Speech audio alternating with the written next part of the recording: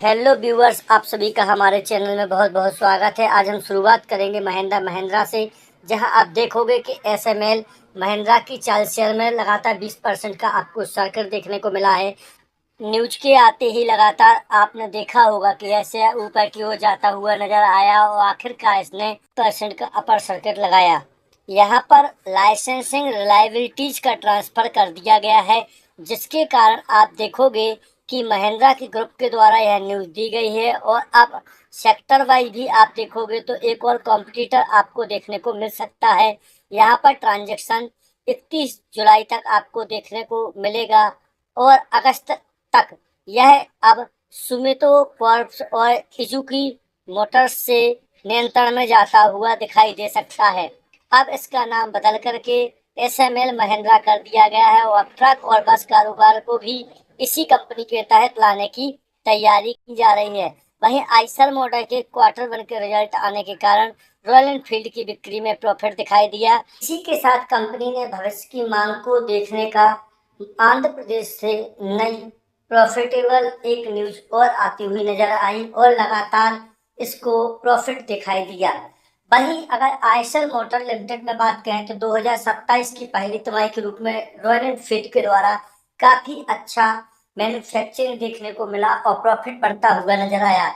वहीं अगर हम आइसर मोटर्स लिमिटेड के बुधवार प्राइस को बात करें तो 7796 रुपए के ऊपर बंद होते हुए नजर आया और मार्केट कैप लगभग 2.13 लाख करोड़ के पास दिखाई दिया। वहीं अमेरिकी फेडरल रिजर्व ने ब्याज दरों में बदलाव नहीं किया और जिसकी वजह से अमेरिकी बाजार में और बिकवाली भी दिखाई दी। यहाँ पर ब्याज दरों की बढ़ने का अनुमान था, लेकिन अनुमान के मुताबिक यहाँ ब्याज दरों में कुछ भी परिवर्तन देखने को नहीं मिला। वहीं 3.50 से 3.75 के दायरे में ही बना रहा। यह फैसला बाजार की उम्मीदों के अनुरूप रहा और फेड के भीतर इस प्रकार की न्यूज की वजह से कुछ खास रिएक्शन देखने को नहीं मिला। अमेरिकी बाजार अभी भी मजबूत गति से आगे बढ़ रहा है और 2% लक्ष्य से ऊपर बनी रहने के कारण फेड आज फिलहाल ब्याज दरों में कटौती करना उचित नहीं माना गया और जिसकी वजह से आप देखेंगे कि इंडियन शेयर बाजार भी थोड़ा बहुत मूव करता हुआ नजर आया। वहीं कच्चे माल की लागत बढ़ने से बारिश एनर्जी का मुनाफा घटाता हुआ नजर आया और शेयर मार्केट में यह 6% नीचे जाता हुआ दिखाई दिया। इस गिरावट के कारण बारिश एनर्जी के शेयर ने 2561 रुपए के इंट्राडे के साथ लो को टच किया और कंपनी के इस प्राइस को नीचे क्वार्टर रिजल्ट के देखने के बाद दिखाई दे रहा है। यह 14% सालाना आधार वर्ष पर बढ़ोतरी दर्ज करता हुआ नजर आया, लेकिन इसके बावजूद भी शेयर प्राइस में गिरावट देखने को दिखाई दी। यहाँ लुढ़कने का कारण एकमात्र था कि कंपनी की जून तिमाही के अंतर्गत मार्जिन निराशापूर्ण रहे और कंपनी के खर्चों में इजाफा होता हुआ नजर आया। कारोबार में बढ़ोतरी जारी रहने के बावजूद भी ऑपरेशन से होने वाला मुनाफा कम ही हो दिखाई दिया, जिसके कारण आप देखोगे लगातार गिरावट दिखाई दी। वहीं वेलिंगटन की बात करते हैं तो 16% की तेजी आपको देखने को मिली। कंपनी के कम कर्ज और शानदार रिटर्न को इस बाजार के द्वारा एक्सेप्ट किया गया। यहाँ पर काफी अच्छा इंट्राडे हाई टच लेवल आपको देखने को मिला और इस कंपनी की यह रैली उसके शानदार क्वार्टर रिजल्ट के दौरान देखने को मिली। निवेशकों ने इस मजबूत परिणाम का स्वागत किया और लगातार उछाल देखने को मिली। एप्पल के डिस्ट्रीब्यूटर के रूप में यह आपको काम करता हुआ नजर आ सकता है। वहीं अगर आप बात करते हैं तो 76.6% इसकी सालाना टर्नओवर बढ़ता हुआ नजर आया और आज की बात करें तो तिमाही में भी 34.6% अधिक दिखाई दे रहा है।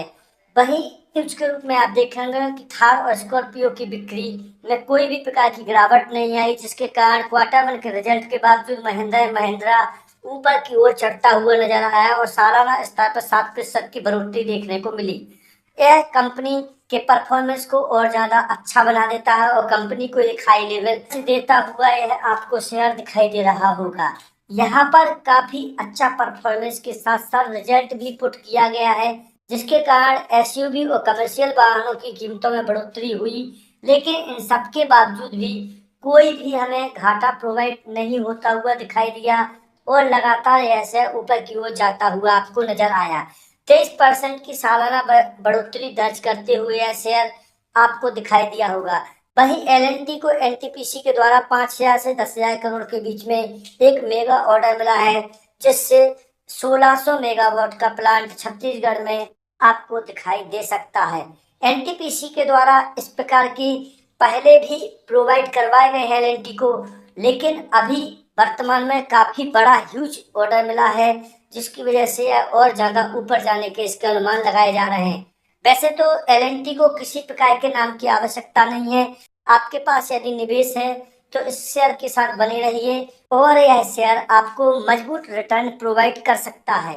800 मेगावाट के 2 अल्ट्रा प्रोजेक्ट भी पहले भी आपको यहाँ देखने को मिले थे। इसी प्रकार की अपडेट्स के लिए आप हमारे चैनल को लाइक और सब्सक्राइब करें ताकि इस प्रकार की न्यूज मिल सके।